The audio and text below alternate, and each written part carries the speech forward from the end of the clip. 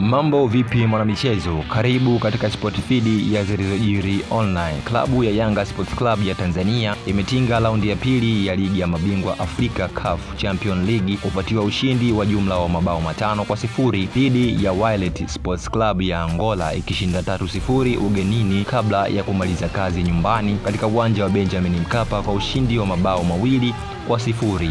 Yanga Sports Club itachukuana na Silver Striker ya Mali iliyotinga raundi ya pili kwa goli la ugenini kufuatiwa sare ya 1-1 kwenye mchezo wa kwanza dhidi ya Erigeko Plus kabla ya sare ya 0-0 kwenye mechi yao ya marudiano. Tumalizie kwingineko michezoni. Katika upande wa kimataifa, mioyo ya mashabiki wa mashetani wekundu Manchester United inaendelea kuzoea maumivu wakati timu yao ikiendelea kupoteza mechi baada ya mechi kufuatiwa kipigo cha 3-1 dhidi ya Brentford katika dimba la GTH Community.